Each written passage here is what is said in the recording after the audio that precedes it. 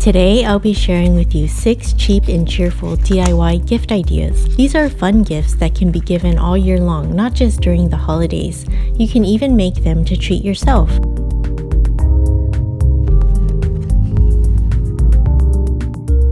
I'm going to share with you my favorite, roasted grain tea. This is a traditional Asian drink that is usually made with barley, brown rice, or corn. Today I'm using pearl barley. Traditionally, it's made with an unhulled barley, but it tastes just as good with the pearled kind, which is all I can find at stores near me. To make this is very simple. Just use a colander with fine holes or a large sieve. Here I'm actually using a flour sifter that I got from Daiso. This allows us to wash the barley grains really well. This step cleans the grains and takes off that extra starch that is usually on them. Drain it very well and spread on a cookie sheet to allow it to dry overnight. The next day when the grains are dry to the touch, it's ready to roast in the oven.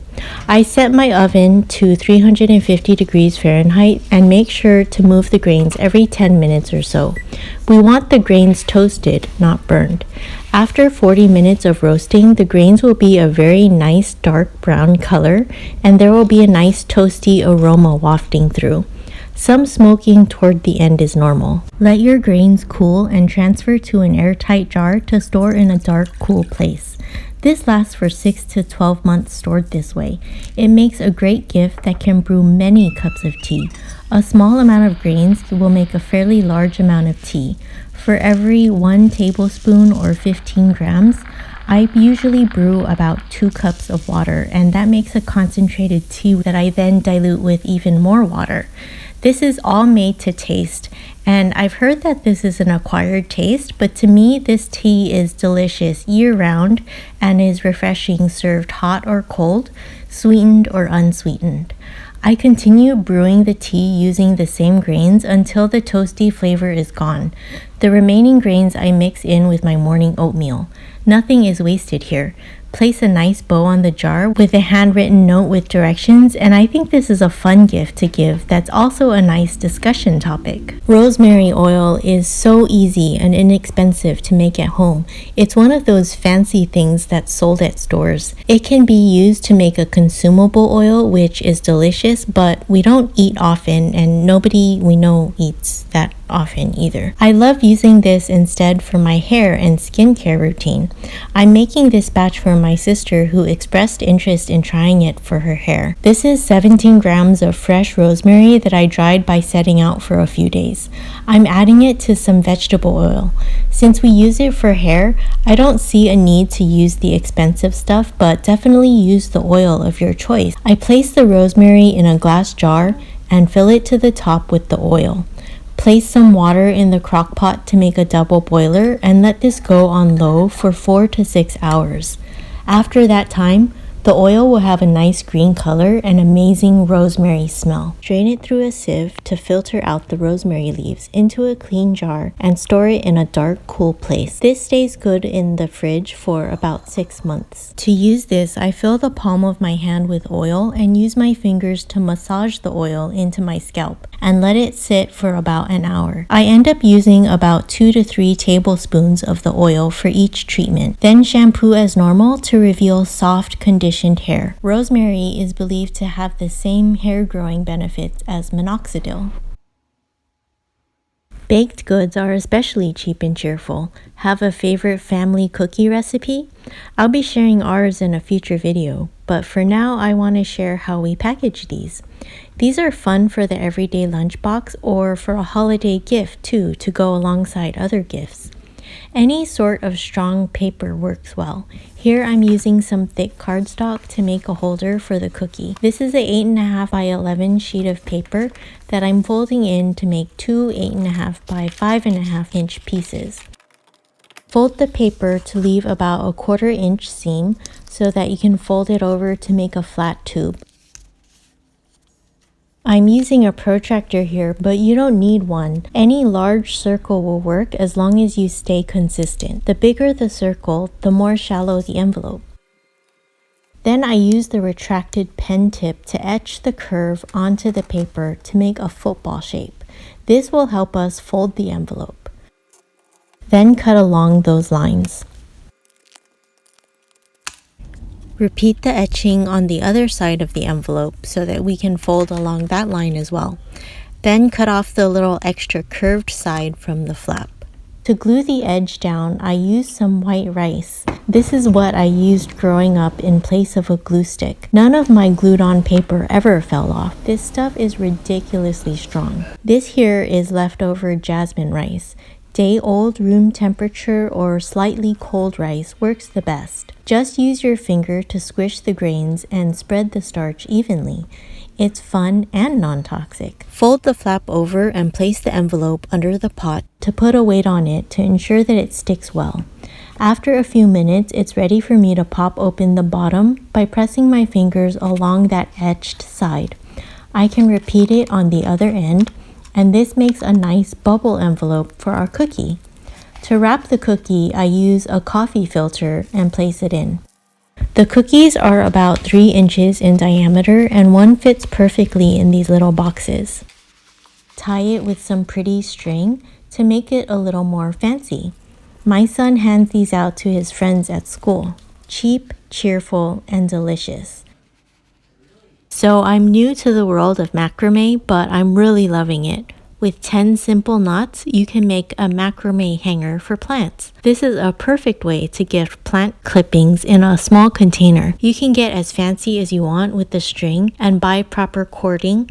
Even add beading if you want, but here I'm just using some simple cotton string that my sister salvaged for me from her school. They were going to throw this away at the end of the year, but she saw it, thought of me, and saved it for me. Thanks, sis. You can use any type of cording or string, but I find that non-elastic works the best. Just some guidelines that I've learned from trial and error. My container is 3 inches in diameter. I want my container to hang about 12 inches from my hook, so I add the diameter of the container plus the hang length, and add in an additional 12 inches to accommodate for the width of the string, the knots, and the extra string which acts as frill. This means that I need 27 inches. Now that I have the calculated value, I use that measurement and double it, thereby making a string that is 54 inches in length. I repeat this 4 times so that I have 4 strings measuring 54 inches long. Next, I line up all the string and fold at the middle point. Here I tie a simple loop knot to make the hook by which the planner will hang. Having something to hold the strings helps a lot. I'm using a table clamp here just for demonstration purposes. Normally, I'd use something heavy like a can of food. Next, I divide the string into 4 pairs.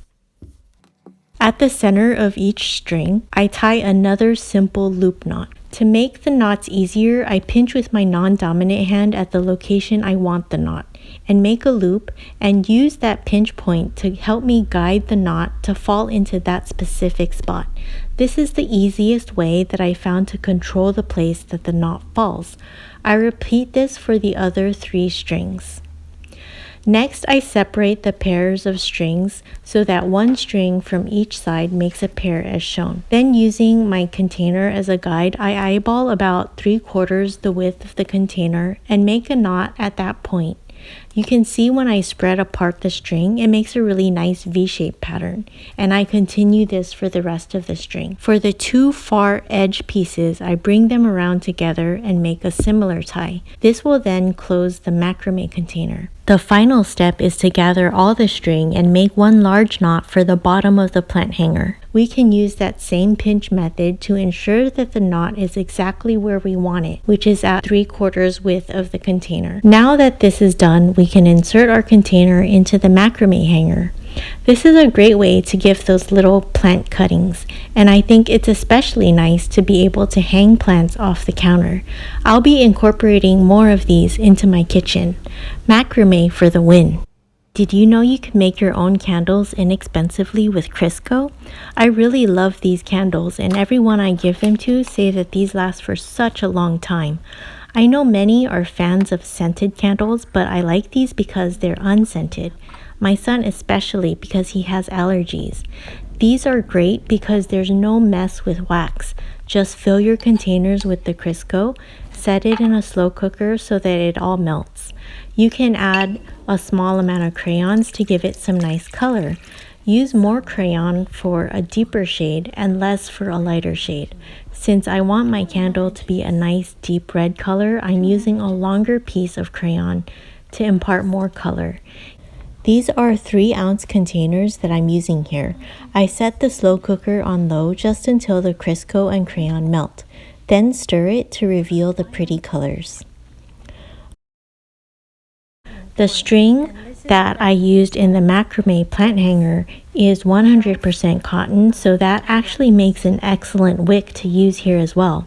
Since these candles are so small, I eyeball the length of the string that I need for the wick and tie them around the chopsticks. I just make sure that the length of the string will go all the way down to the bottom of the candle. I slide the wicks into the center of each candle and let it cool overnight. Once the Crisco cools completely, I can clip off the extra string and they're ready to go. Just light and burn as usual.